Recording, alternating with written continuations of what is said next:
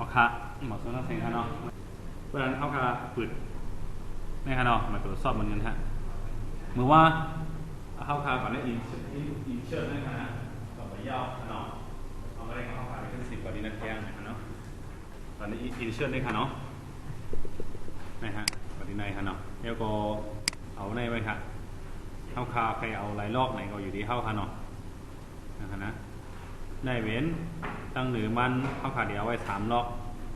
4 ลอกเองอะไรเข้าไว้4 ลอกค่ะเนาะตั้งไปเนี่ยเข้าขาเดียวไว้2 ลอกในก็2 ลอกก่อนค่ะเนาะตามเอาเลยค่ะนะเข้าขามันเนี่ยเข้าเดี๋ยวเห็นลอกในเหมือนจังเข้าขาดีเกมเส้นจือเลยสังเส้นไหมเงินต้องในทำได้ไหนค่ะนะเข้าขาก็นี่กันไหนค่ะไหนเพราะว่าเข้าคันนี่กันไหนยาวไหนนี่กันไหนค่ะนี่กว่านี้ใน1 กำค่ะนะก็ยาวกว่าที่เพิ่มขึ้นค่ะเอากับลายพรนะใครเปลี่ยนไว้ลิกใต้ก็ลิกใต้เอยิ่งกว่าเอยิ่งค่ะเนาะเอยิ่งค่ะเนาะเอยิ่งส่วนหนึ่งถ้าไปตั้งใหญ่เข้าพาแค่เอามากาคือค่ะเนาะอันนั้นก็เน็กก่อนเท่าซีไปตั้งเหมือนจะเป็นกลางกว่านาเข้าสอนค่ะนะเน็กนั่นค่ะเข้าขาเดียวไว้18ค่ะเนาะพร18ฮะพอพรจังไหนเอาไหนเขาพาทีไหนก็เขาพาเอา18ทีไหนก็พรไอ้ยิ่งค่ะเนาะทีไหนเขาพาเดี๋ยวไว้ว่าขับไงค่ะเนาะขับพวกแต่ได้กว่าตั้งนาแทงลอกนึงนั่นค่ะนะพวกเขาเน็กเป็นกลางได้เหมือนไรค่ะเขาคาทีนี้ไข่หวังนาค่ะเนาะนี่ดูในทีในคอมค่ะนะดูดีจีว่าทีปีนั่นค่ะนะทีเอปีเนี่ยนี่ดูในค่ะนะนี่กันในค่ะมันในกวางนาค่ะเนาะกวางนาก็กวางนาเย้าเนี่ยเขาก็ขึ้นแต้มแทงซื้อนี่ค่ะเนาะแล้วก็แทงล็อกนึงเขาขึ้นว่าดีอยู่นี่ค่ะแล้วก็จันลิงนี่ค่ะเนาะเขาก็ดีแต้มไม่ใช่ไหนค่ะนะพวกเด็กให้ลงแทนกำหนึ่งก่อนเรียกค่ายมันไงฮะพอเขาการเรียกค่ายมันจะมาเน่าในค่ะเนาะเขาขาใครเต็มซื้อหัวพ่อแต้มมาหาเนาะแต้มไม่เขาขาดจะลงอะไรค่ะนะเขาขาก็แต้มว่าที่เขา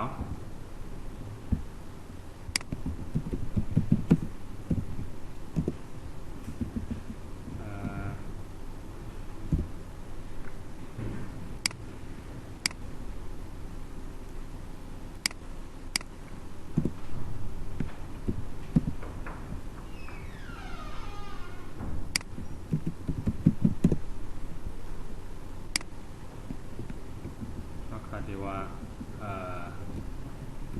เซียนจื้อเนี่ยเนาะโอ้ thank you ใจเลยค่ะหันดื่ม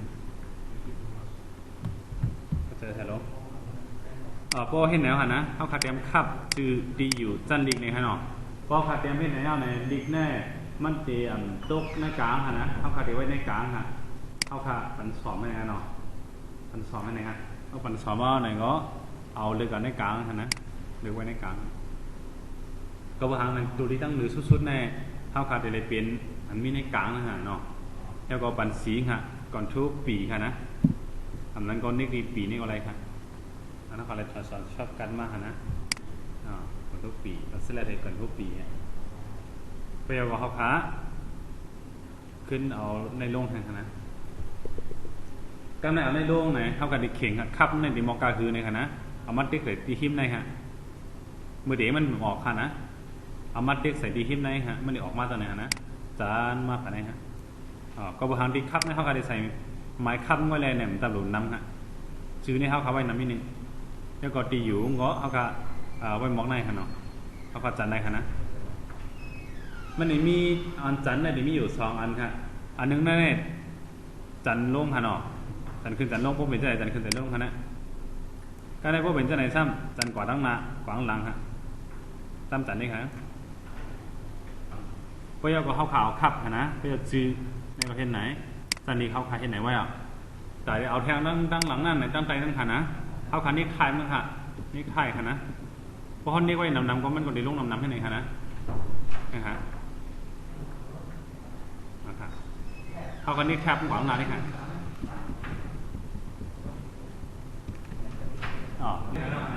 ต่อยลงค่ะเนาะต่อย อยลงฮะพอถอยลงนะเขาก็ใส่1ค่ะนะกำพองอันนี้ก็เบอร์เข้าคำยำไรซ้อนมากเอาปืนค่ะเนาะก็เตรียมหู้ค่ะนะตอนกันใส่1นะคะเนาะพยาก็เอาการเตรียมมาใส่ที่ไหนคะนะมันดีป้าลงหว่าค่ะนะลิกเนี่ยที่มันเนี่ยอันนี้เขากันหรือเป็นออโต้ค่ะนะออโต้ซึ่งคาราในปุ่มเทียงค่ะนี่ค่ะเนาะ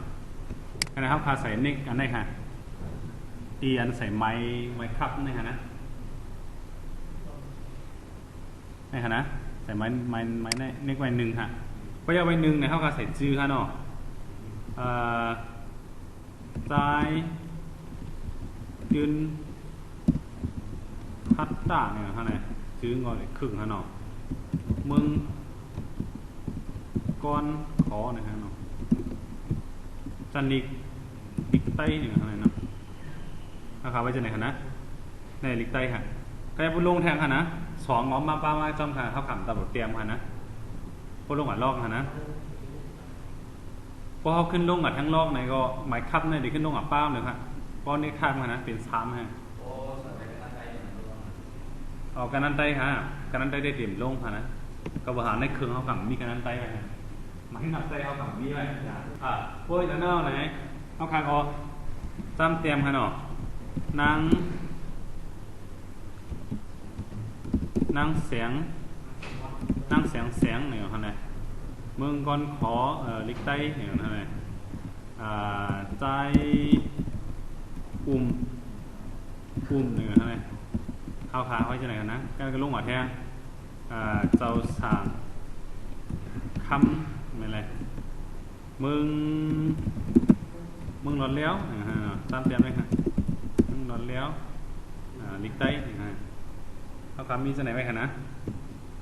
ก็แม่เนี่ยเขาขาเฮ็ดจะไหนมั่วเราในจื้อในเปิ้นเดี๋ยวแล้วจับไผ่ในมั่วค่ะนะมันเดี๋ยวเอาในไว้ค่ะที่แถวจื้อในค่ะนะเรียกเป็นเสด็จมั่วจับไหนค่ะก็แน่เพราะว่าที่เมืองก้นของในเนี่ยกำนำไปเดี๋ยวใส่ตรงในกลางค่ะนะเดี๋ยวนี้ไงค่ะเลยเป็นจะไหนค่ะนะลิกไต้เนี่ยก็เขากับปันสลัดแค่ไหนค่ะเนาะเอาขาก็เอาในกลางค่ะให้จำด้วยกันก็เลยเอากำมัดด้วยค่ะเนาะเพราะว่าตีเอาแค่เอาสลัดมุดค่ะนะผมบอกว่าเขากับดีเฮ็ดไหนฮะผมบอกว่าเขากับก่อนดีเน็กตีฮะเพราะว่าเน็กก่อนโทเอเนี่ยมันดีป้าทั้งมุดค่ะนะเขากับสลัดอันไหนก็กันไหนผมบอกก็เขากับสลัดไหนก็สลัดไหนค่ะนะไล่สลัดมีหลายไล่น่ะในบอกว่าเขาเอาดีมอสเขาคันเน็กเหเปลี่ยนสลัดค่ะเนื้อ1แคมเนื้อ1จ้ามในปันขาเสริมไว้ดีในค่ะนะเดี๋ยวก็ขึ้นเอาเขาในมาถึงกันไหนเน็ก10ค่ะพวกเน็ก10ไปเอาไหนก็เน็กดีมอส1กัมค่ะอันนี้ก็เป็นไล่ปันสลัดค่ะนะเหมือนเดิมเขาแค่ปัน2อันนี้ก็ง่ายๆค่ะเนาะนะเน็ก10ค่ะพอห้องเกี่ยวในเดียนเน็ก10ไปก็เขาขาขึ้นเน็กในกลาง1กัมก็ไล่ค่ะนะแค่นั้นเท่ากันเน็กในก็ไล่ค่ะอันนี้ก็เป็นเน็กมูดค่ะนะกำไนตีในค่ะเนาะเขาค้าขึ้น10เตรียมแทงว่านางเงาเลี้ยงปึ้งเนี่ยค่ะเนี่ยมึงหลอดแล้วจันลิกไต้เนี่ยนะแล้วก็นางเลี้ยงเฮิงมึงคำห่างหลีเนี่ยเนาะใต้เนี่ยนะกำในเขาคาเฮ็ดไว้มีอยู่6อันเน่าเนี่ยค่ะเนาะนั่น6อันได้ค่ะนะเพราะว่าเขาเฮ็ด6อันเน่าเนี่ยเขาซ้ำเด็กใครจิ้มในเกกลางใน1อันฮะเหมือนหนังว่าก็แน่ๆ1 2 3เนี่ยค่ะเนาะเขาคาขึ้นมาใส่อายุเขาในเหมือนหนังว่าที่ในอายุเนี่ยค่ะเนาะเขาคาว่าอายุนะคะเนาะอายุค่ะนะใจดินฮัตตาเนี่ยบอกว่าอายุมันไรเศร้า1เนี่ยค่ะแหละ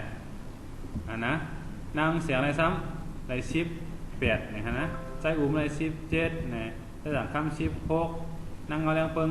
15นางเลี้ยงเอา15เนี่ยผมเลี้ยงเขาคาก็อาศัยเขาอายุของมิจฉาไหนค่ะเนาะเขาคาก็ปั่นในกลางไว้นะก็แม่ซัมมี่แทงโก้1นาง นั่งเนี่ยอะไรชื่อว่านั่ง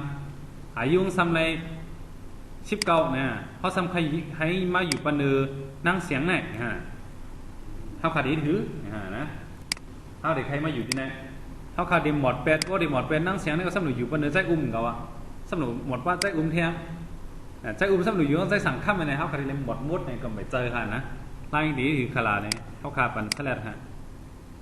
นะพอปันเสลดเราเนี่ยไล่คลิกเนี่ยนะไล่คลิกเนี่ยไล่คลิกบอกว่าเนียกดีมอสเข้าคันดีนูเข้าคันนั้นไผ่ควานะนี่แค่ไหนฮะพวกยาวก็เข้ากับที่มีว่า insert ในขนมแถมใส่ทั้งอาหารนะก็ในดีในดีว่า insert column to left ในนั่นเข้าคันมีไว้สี่อัน1 2 3 4 5เนี่ยติดแถมให้ตั้งครั้งมันแถมครั้ง5นะครับมันถามติดแถมมันจังว่าไผ่ใส่มือเนี่ยอันนี้ซ้ำแต่ติดแถมลอกมันแถมไผ่ขวามือก็แม่อันนี้ซ้ำแต่ติดแถมลอกมันปันเนือนั่งเสียงเนี่ยก็แม่อันนี้ซ้ำเป็นแต่แถมลอกหนึ่งปัดใจนั่งเสียงอย่างนั้นนะเขาพาที่ใส่ไผ่ไลท์เนี่ยก็เพื่อเขาพาใครใส่ไผ่นื้อแร่เนี่ยเขาพา insert อย่างนั้นนะ lows above ในนั้นนะเขาพาที่นิดแน่บอกว่าดอกก็ดีมาหมายคำบอกดีมาจำในฮะนะหมายคำกล่อมลูกฮะพวกข่าวมือเตรียม1 2 3เนี่ยเขาครับก็เอาใจดีออโต้ในไว้บนในจึงในหมายคำค่ะเขาขอหลุมไม่หมดนะจะเล่นไม่หมดค่ะนะไม่เฮงก็จะเล่นไม่ดังเฮงค่ะนะก็เลยบอกใครเสนอนั่นไงเขาคำบอกเล่นเมียวค่ะเขาเอาคำมาใส่นั่งในขนมนั่งชิปเก่าอย่างนั้นนะเมืองก่อนขอลิกไต้เนี่ยเขาก็แถมง่ายๆกันนะก็ในเขาใครขึ้นมาใส่ปัจจัยในเขาคาว่ามีขับจืออายุดีอยู่จันลิกเนี่ยครับเนาะเขาใครว่าหมายที่เนี่ยก่อนเขาเลยหมายที่1หมายที่2เขาใครใส่ทั้งร่องฮะเขาเอากับดีไซน์เอาหน้าเอาดีอันวันโตรแทบโบเนี่ยค่ะเนาะมาขันลงค่ะขันลงเตียนเขาใครอะไรค่ะมันก็เดี๋ยวออกมาจากไหนคะนะเขากับคนนี้2 กรัมทีนี้นะพวกแนวก็จันให้ใหญ่ยิ่งฮะนี่ก็จันกลางไหนอันนี้ก็เขากับจันจังเขากับจันเมื่อไงคะนะกำเนิดเนี่ยเขากับเฮ็ดไลน์เนี่ยเขากับซ้ำดีแคลทั้งไลน์นึงจังหื้อเนี่ยค่ะเนาะไลน์1 ซ้ำเนี่ยเขากับปันสลัดให้ไหนครับปันสลัดหมดค่ะนะไลน์ก็รีบค่ะอินเชิดค่ะเนาะเขากับเดี๋ยวตั้ง right ในค่ะเนาะแต่ลืมว่าแทนนะโอ้ลืมว่าเป็นเสียงค่ะล่ะลืมว่าน้ำยาค่ะล่ะอินเชิดเขาขาดอะไรเอาลงให้ไหนคะเนาะไลค์รีดอีเชิดไหนคะไล่ครับมันก็ได้ลืมมาหนึ่งอันนะนี่ไหนก็ไล่ค่ะนะพวกนั้นก็เขาว่าที่นี่อะไรในก็1นั่นนะก็ได้ก็2ก็ได้ก็3ก็ได้ก็4นี่นะเฮ็ดไหนคะนะอันนี้บอกว่าไล่เข้าคาเฮ็ดล็อกนะฮะก็ได้ล็อกทั้งหมดทั้งซิงค์ในนี่ค่ะเนาะเข้าคาใครเรียกเขาใหญ่ก็มีกันในแทงค่ะนะจันเรียกจันใหญ่อะไรคะเนี่ยในค่ะนะมีห้อยค่ะเพราะขาดจันในไหนมันเด่นเพ่งกันค่ะนะจันขึ้นจันลงเข้าขาดจะเรียกครั้งนี้ข้างหลังเนี่ยจะเรียกไว้จะเรียกหางปลาวันไหนจื้อซีบเลยตั้งออเดอร์ร่วมกันฮะเดี๋ยวจันเรียกจันใหญ่ค่ะนะเขาขามีเจ้าไหนค่ะนะ2ไว้แห้งค่ะเนี่ยก็ในอันในเขาขาใครไรลอกอันนั้นพวกเขาถูกมาซ้ำใครให้มันเป็นดังมิ้วในก็เขาการเรียกอะไรคะนะเกี่ยวกันได้ค่ะแน่อันนั้นก็คิดเจ้าในค่ะแน่เขาการก็จำเรียกด้วยค่ะเนาะก็มันเป็นทางค่ะนะมันคิดไปเนาะอยู่ที่เขาค่ะพอเกี่ยวกันได้ก็อันไหนค่ะอันนี้ซ้ำแต่ได้ใส่สีค่ะนะในลอกไหลเขาใครใส่สีห้างเลยค่ะนะลอกในเขาใครใส่สีเหลืองก็ต้องเป็นไม้นึงใส่สีเหลืองก็ใส่สีเหลืองค่ะอันนั้นก็แน่ๆมันเปลี่ยนก้นก่อนนั่งอะไรมันเหมือนก้นก่อนแขนนี่เลเบิร์ดนะครับเขาก็บันสีเขียวในก็อะไรฮะเนาะก็แน่ใจอุ้มแน่ขี้ข้าน่ะแล้วก็มันดอกไรลิงเนี่ยเขาก็เป็นสีเลี้ยงไม้เลี้ยงหานะอยู่ที่เขาใครปันฮะอยู่ที่เขาใครปันฮะนะพวกผมเจือกในก็เขาก็ขึ้นปันสลัดขึ้นฮะแกในก็เดียนเซตติ้งในก็ปันไว้นูคาล่ะนะครับนะอันนั้นก็เขากับปันสลัดมวยเดียวกันทั้งหมดฮะแล้วก็นูคาล่ะนะ อ๋อตอนนี้จองไล่ขนาดบอกใครต้องแล้วเนี่ยต้องมีทางไล่มานะเขาคาสัมเกี่ยวอันเขาคาเฮ็ดล็อกเนี่ยเขาคาเพย์หมอนล็อกเป็นนะคะนะเขาคาก็ปั่นจะไหนแฮดีฟาวเดอร์สไหนก็นู่ค่ะนะก็เต็มมีค่ะอันนี้บอกว่ามันต้องติดความต้องการดีแล้วนะครับแล้วเขาคาติดเก็บข้อมูลสีน้องๆอันนั้นก็เขาคาติดเก็บเส้นมาเชียร์นั้นนะดีมากเขาต้องการเมื่อเขาคาเฮ็ดอะไรเมียนเลยเฮ็ดที่สิทธิ์ค่ะเนาะมันจะคือขลาในบุกเตี้ยค่ะนะเขาคาได้เฮ็ดอันนึงนะครับแหละเหมือนหนังว่าอีเชิดค่ะเนาะนะถ้าได้เฮ็ดว่ากันไหนเป็นเลี้ยงกินเท่ากับได้เฮ็ดให้นำตัวมันค่ะนะแล้วก็กันได้ห้ามคอนแคทนี่ครับ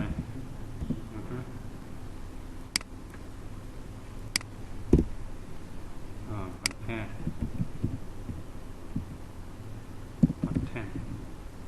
กันได้ทำเป็นเพจในขณะเอาคาเดเฮจึงหือในจังเมยฮะจันไม้นะกันนี้ก็เขาก็จันกับน้องเล็กน้อยแท้ว่าคาเดเฮ็ดลำในเขาหานะเขาคาเฮ็ดปั๊บเฮ็ดลำในนั่นก็เฮ็ดไซแมนเขาคาเฮ็ดจังไหนฮะเนาะเขาก็เน็กลงฮะแล้วก็เป็นไม้ฮะนะหนึ่งก็เบอร์เขาขาดใส่ตรงไหนต้องนึกไว้ครับเนาะนี่ดิย้อนหมดเป็นกำนึงครับได้กันในครับพี่เขาใส่ว่า introduction เนี่ยครับเนาะ introduction หนึ่งครับลงครับใน philosophy เนี่ยครับในสองthe scope of philosophy นี่ครับเนี่ยก็ในสี่นี่นะแล้วในcritical thinking นะครับก็เป็นเจ็ดนะ conclusion ก็เป็นเก้านะครับเนี่ยแล้วก็ไปแบบผีนะก็เป็นกว่า11นะฮะในนักบุญนักศิลป์เนี่ยเขาก็จะไปผ่านในค่ะนะก็ในหมายในเขาขาดดีอะไรเห็นในสลัดแห่จะผ่านในขนาดก็บุหังหลานในเพราะว่ามันหมายอย่างดีมากผ่านในค่ะนะแค่นั้นเนี่ยบุญนักบุญนักศิลป์เขาก็เห็นแล้วเฮ้ยทำหลูฮะเพราะเขาก็ดีเห็นคอนเทนต์ได้เขาก็คงหมดทั้งนั้นเนาะก็ดีเป็นเสน่ห์ค่ะนะก็ใส่ขึ้นก็เขาก็ขึ้นบันสลัดขึ้นในขนาดบันสลัดแห่ขึ้นใส่ขึ้นกันเลยผมเกี่ยวกับเอาขึ้นรูปปองกันผมว่ามันดีเป็นเสน่ห์ขนาดนั้นอันเท่ากับเตรียมดีอินเนอร์คอนเทนต์เท่านั้นนะเพราะกับไม่คอนเทนต์ในเท่ากับเป็นเสน่ห์อันนี้ผมว่าเขาพาเตรียมคอนเทนต์เท่าคาด้วยนะเจ้าหนังมือว่าอันกวาดซอนก่อนไล่ค่ะเนาะอันนั้นจะเป็นอันเลิศเลยค่ะนะเท่าคากันให้เป้งขนาดกันในเนาะเอาอันไหนขนาดเท่าคาให้เป้งดีในไหนก็เท่าคาอันไหนเที่ยวก็ดีในไหนใครให้เป้งดีในไหนก็เท่าคาอันไหนกำลังดีในทำเป็นลื่นสุดค่ะนะใครให้เป้งดีในเท่าคาอันปิกค่ะเนาะ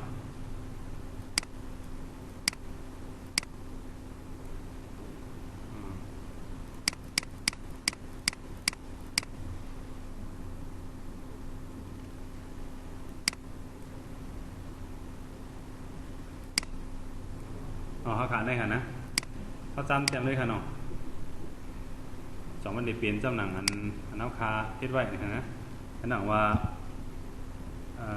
เก้าเจ็ดเนี่ยนะเขาขาดจำเฮ็ดไงฮะนี่นะใส่ไม้รับได้ไหมใส่ไม้รับมันดีกว่ายากกันต้องนือค่ะเนาะนะแล้วก็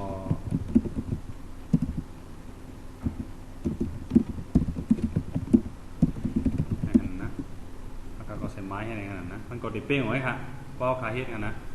อากาศในมันเข้ากันอะไรขีดเป็นละลายตีเนี่ยฮะไปแล้วติดใจไล่ลอกอันในเนี่ยตาเขาคัดใจอันในนะมันก็ง่ายเนาะมัวว่าก่อสอนเอาขนาดนั้นมันก็มีหลายไล่อยู่ที่เขาเกี่ยวกันเอาครับเพราะนั้นดีล็อกบ้องในเขาคัดใจชื่อหางหลายเนี่ยเขากับผู้ค่ะเนาะได้ใคร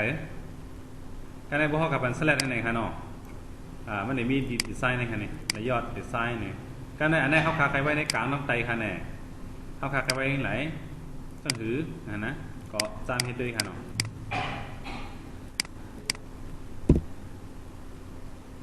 เขาก็เอามีในกลางอาหารนะนะก็เขาก็ใส่ไปในก็ไล่ใส่ในก็ไล่ใส่ในก็ไล่ใส่ในก็ไล่ใส่ในก็ไล่ค่ะนะให้อะไรใส่มองเพราะว่ามันเด่นโต๊ะกลางดีค่ะนะ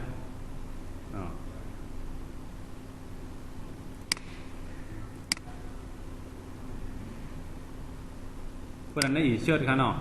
อีเชิดในเขาก็ดีล็อกอันไล่ใจในมันนี่มีเฮียงนำหรือในอยู่ค่ะนะค่อยกาเขาอะหมอกกันได้ก่อนค่ะเนาะสลัดให้มีอย่างแทนในติลิตนะเพราะว่าเกี่ยวในเขาไข่หมดค่ะนะปันสลัดค่ะเขาเกี่ยวกันได้เนี่ยค่ะเนาะถ้าเขาไข่หมดในก็ปันสลัดฮะได้กรีบค่ะนะตะลิดในค่ะนะตีลิดนี่ค่ะเนาะตีลิดฮะแล้วก็หมดแปดนี่เลยนะผมบอกว่าเขาเกี่ยวกับเขาใส่ใส่ขนมเกี่ยวกับไข่หมดนะฮะเนาะตะลิดแปดฮะแล้วก็เดียนเมื่อไกลค่ะนะใครก่อนที่ในกำซื้อเฮแลไล่อันในเสด็จก็เขากับไล่กระลิบฮะที่ในก็มีค่ะนะให้ค่ะนะ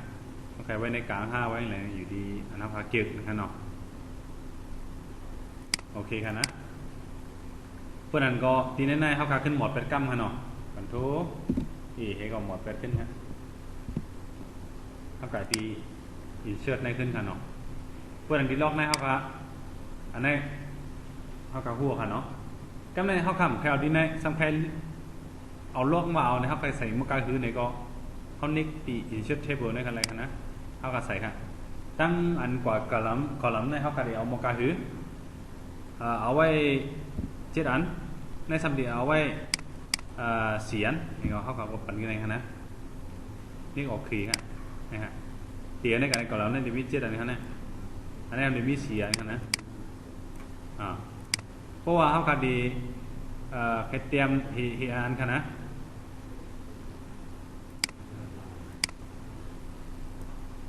มันเอาวันที่เตรียมดีค่าดีอย่างฮะในประเทศปันเสลดโมดเหตุสองอพรนะคะนะเพราะว่าปันเสลดโมดค่ะเนาะผมเตรียมต้องได้ปันเสลดในกล้วยในเตรียมที่เป็นอังกฤษเลี้ยวไว้ฮะผมเตรียมปันเสลดเนื้อของในอันที่ในไว้ค่ะเนาะเป็นยิ่งในค่ะอะไร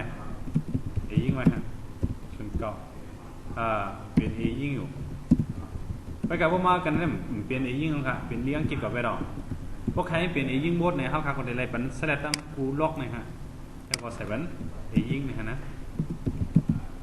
ยิ่งก็เรียมล็อกอะไรก็ได้เป็นยิ่งให้คันนะนะตีในเขาขาเขาเกี่ยวกับหื้อในก็เขาขาก็เอากันนะเขาขาเปลี่ยนไรเขาขาแค่เกี่ยวเพิ่มแทงในก็มาดีไซน์ในเหตรอแทงเขาขาเขาแขวโมกาก็ไรก็เนี่ยเกี่ยวในเขาก็อิเลสในขณะเขาขาไปหมดแปดในก็หมดแปดเขาขาใครหมดแปดในขณะเนาะแถวในก็หมดแปดครับใครหมดแปดล็อกในก็หมดแปดขณะอยู่ที่เขาใครเกี่ยวหมดล็อกในก็อยู่ที่เขาขณะเอาค่ะ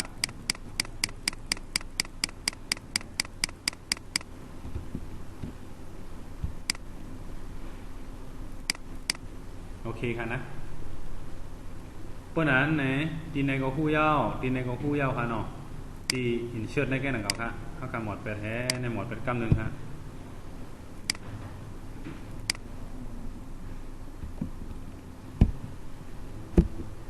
หมดไปกำหนึ่งค่ะเพราะหมอเราเนี่ยดีมากดีงานพิกเชอร์ในค่ะนะพิกเชอร์เนี่ยค่ะเอาเดี๋ยวแค่พาห้องมาที่นี่แบบหลุดซบว่าเท่าค่ะอันนี้ได้นะเขาแค่บางพลาดดีเขาชี้มันมีดีหลายแค่บางเขาหาเนาะเขาไปเกี่ยวกันได้เอาเข้ามาเนี่ยนะเขาก็เอาเนี่ยเข้ามาเนี่ยนี่เข้ามาในความในหมวกหลุดซบว่าเท่ากันนะจำเอาแค่บางเข้ามาได้นะแค่พาได้ค่ะนะดูพ่อเขาเอาเข้ามานั่นเนี่ยเขาค่ะตีค่ายเนี่ยมันไรค่ะสองไรค่ะค่ายจริงๆไรค่ะนะไม่ก็เอาเรียกเอาใหญ่ได้ไรอ่ะเอาเรียกเอาใหญ่ได้ไรอ่ะเพราะพอค่าอะไรนั่นนะครับกับดีกว่าดีในคณะนะครับแรปแท็กในคณะเลือกจะได้เสียนั้นค่ะเป็นทั้งเลือกอะไรก็คณะเลือกเสียนะคนเลือกเย้าในค่ายจ้างด้วยครับลูก lấy đi nó bị ám giống khai lại hả phúc khai lại cho nào này cái này đi khép hàng này xí hả nèเขาคากันเด็กใครให้เป็นซื้อหื้อเนี่ยเนาะเขาคากันเด็กใครให้มันเลี้ยงขนาดรับเนี่ยอยู่ที่เขาค่ะนะฮะลึกครับใครให้รับสิ่งใครให้เลี้ยงใครให้หังค่ะนะใครให้เบาอยู่ที่เขาหมดค่ะเนาะพวกยาวให้ไหนเขาคาใครอะไรค่ะนะสิ่งเนี่ยเขาคากันเก็บซื้อหื้อเขาคาก็ปันกันเนาะขนาดเขาคาเกี่ยวกับหานะเลี้ยงเนี่ยซื้อหื้อเนี่ยอยู่ที่เขาค่ะนะเนี่ยก็ว้าวๆหน่อยฮะก็ไม่ทำเนี่ยเป็นกะล้างฮะเนี่ยเขาขาเดียวบอกกะหือกะล้างฮะนะอะไรกะล้างมันค่ะอันนี้ทำเป็นก็เป็นกะล้างตัวนี้ฮะนี่จำตัวมันเป็นนะคะนะก็ไม่เข้าดีในค่ะเนี่ยดีในเขาขาใครให้ม้วนค่ะเนี่ยใครให้มันเป็นเจ้าในค่ะเนี่ยมองบอกอะไรฮะใครมันเป็นเจ้าในค่ะเนี่ยให้มันเป็นเจ้าในเนี่ยอยู่ดีเขาเกี่ยวหาเนาะซ้ำให้ตัวเองง่ายค่ะนะเขาว่าได้นะก็ในซ้ำเป็นสีมันฮะสีขอบมันค่ะนะอันในซ้ำเดี๋ยวเป็นหางพังฮะเนาะเขาดิใครม้วนเนี่ยใครเราเนี่ยใครเป็นสีจื้อหือใครเว้าเนี่ยเอากันเลือกอะไรค่ะเนาะหนังตะเกียบค่ะนะในก็ซ้ำเดี๋ยวเป็นปึงพังพังอะไรเนี่ยมันก็หลุดเจอได้เด้งของค่ะนะอันนี้เลยเฮ็ดไหมฮะก็ในเขาคาแค่เอาแค่พังไว้ในลิงในจื้อหือเนี่ยฮะนะอยู่ดีว่าเขามีตัวลิกไว้ป้มไปมีตัวลิกในแหนมตามหลูกขนาดนี้เขาขากลมเอาข้างนั้นกำในจีนยาวไหนขนาดแค่พังอันไหนค่ะนะว่าเขาขาจันให้ไหนมันเห็นเพลงค่ะนะแค่พังงั้นน่ะมันเห็นเพลงฮะเรียกมันเขาขาตีจันค่ะมันได้เป็นจังไหนค่ะเนี่ยพังดีค่ะนะแต่ให้มันเพลงเข้าคาเดเล่ที่ค่ะนะนี่ฮะทีนี้เอาหม้อซ้อนในกว่าทีนี้ฮะตีหันทางปืนกลางไว้สองฝ่ายนะครับเน็กซีบให้ดังออเดอร์ลอกันฮะแล้วก็ใครจันใหญ่ก็จันตีเพลงกันค่ะนะจันเล็กก็ตีจันเพลงชี้ก็เต็มเปลืองกันฮะไล่เจอในปลูกชอบก็ดีมากขึ้นไล่ในฮะในปีมีกาเขาสั่งเอาดีไปจะไหนฮะนะเพราะนั้นจื้อเข้าพาใครกอบผีค่ะน้องก็ไม่แค่พากันแน่ผมเลี้ยงเข้าคาดีในอีกฟูแน่แต่ใครมีไว้หลายอันค่ะนะแต่ใครกอบผีกว่านะฮะก็เน็กก่อนโทรเหออเดอร์โลกันฮะจันกอบผีค่ะนะจันกอบผีก็จะออกมาเป็นอะไรอันฮะก่อนโทรออเดอร์ค่ะนะไหนค่ะน้องโอเคค่ะนะเพราะว่านั้นนะขึ้นหมดได้ค่ะเพราะว่าเขาในก่อนโทษได้ออต้าเนี่ยเขาขาดเต็มตั้มเพลงกันค่ะนะเขาขาดเต็มเพราะเพลงนี้ฮะแต่นี้มันเพลงนี้นะเขาขาดเต็มคือขนาดมือฟ้องกู้นั่นค่ะนะเขาขาดเต็มก่อนโทษออต้าต่างค่ะจันมากค่ะนะเขาขาดจันคืนนี้ค่ะเนาะก็กะเขาขาดเพลงกันตั้งอันนั้นค่ะเขาเด็กเน็กวัดสิบค่ะนะไหนพวกวัดสิบเนี่ยมันปันคืนแล้วค่ะเด็กปิ้งในฮะซื้อได้ฮะนะก่อนโทษออต้าสิบค่ะ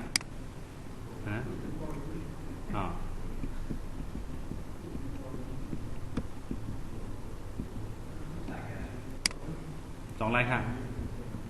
ก่อนทั่วได้10อีกกว่าค่ะนะก็ได้เข้าใครกู้ทั้ง3แคบติดลงทั้งไตขึ้นไหนก็เข้ากับบันเสลดขนาดนะบันเสลด1กรัมค่ะนะเดี๋ยวก็แทงแต่แรงแคบติดบันเสลดแทงกรัมนี่ก่อนทั่วไว้ค่ะแทงแคบนี่ก่อนทั่วไว้ค่ะผมนี่ก่อนทั่วในเข้ากับบันเสลดจ้ำกันได้ค่ะทั้ง3อันค่ะนะเดี๋ยวก็ได้กู้ทั้ง3แคบลงในก่อนทั่วออดาลงค่ะให้เป็นนั่นเน็กวัด10ค่ะนะรูแทงเอากาก่อนทั่วออดา10ค่ะก็ติดเป็นกันลงค่ะนะ2ไลน์ค่ะเนี่ยก็ไปดีเฮ็ดดีแน่เนี่ยแค่พังอันไหนอันนึงค่ะนะผมเตียกมันอะไรแค่พังอันไหนเข้าเต็มเกี่ยวตั้งขอบในค่ะนะใครโหนทางพลาเป็นเจ้าไว้นะก่อนที่ฟอร์มแม่ได้ค่ะเนาะกันดีมีว่าครอบในค่ะนะ CROP ครอบในค่ะนะในค่ะครอบเท้าขาใครมันใหญ่ขนาดใครมันเล็กใครมอกในขนาดเขาแก้อะไรค่ะนะในก่อลุงก็แก้อะไรฮะ นะครับนะเข้าคาเกียรฮะเพราะว่าเห็นแล้วในกรณีอันท่ากันนะดีขึ้นมองไม่ฮะอันนี้บอกว่าเข้าคาเกียรห้องใครเตียนห้องใครกันนะเพราะว่าห้องใครเทียงไหนก็เข้าเกียรแทงขนาดนะผมเทียงเลยตีจ้ำให้ด้วยนะอันนี้อันบอกว่าอันเกียรมันค่ะเพราะว่าเข้าคาตีเกียรตีสั่งเข้าคาก็เอาในค่ะนะมันเดี๋ยวคางปืนกาเสียเนี่ยมันนี่ไว้ในค่ะที่ได้จะออกมาค่ะนะเพราะว่ามันเรียกในมีค่ะหาดีเลยก็พันค่ะนะบางพวกเมื่อเขากับสอนเขาก็ทำให้กับกันแล้วล่ะผู้สอนให้กันแล้วล่ะเนี่ยผู้สอนเขาก็เป็นเปลี่ยนเศร้าแล้วเนาะใส่เงินซ้ำไว้น่ะนะหมดนี่กันเลยผู้สอนน้ำตุ้ยนะเดี๋ยวมาเลยฮะต่อยออกมาเข้าไปเก็ตก็ได้เข้ากับเนี้ยเข้าไปขึ้นจันขึ้นอันเข้าไปเก็ตที่นั่นเองค่ะเนาะในกอเข้ากับจันออกมาขึ้นไรขนาดนะที่เข้าไปเก็ตกว่านั้นเนี่ยค่ะนะเพื่อนก็ขึ้นอย่างสองหน้าที่ค่ะก็แปลได้ลองอันไหนฮะอันคำเจอไว้ไปปองใจค่ะเนาะโบเข้าค่ะเขาขึ้น10กว่านั้นอีกเชื่อแน่แข่งค่ะนะที่เราได้ไปยักก็มีเขาทำซึ่งคือก็อะไรทำทั้ง2เน็ตค่ะก็ยังบอกเขาค่ะคือในวันเมื่อไหร่ค่ะเนาะ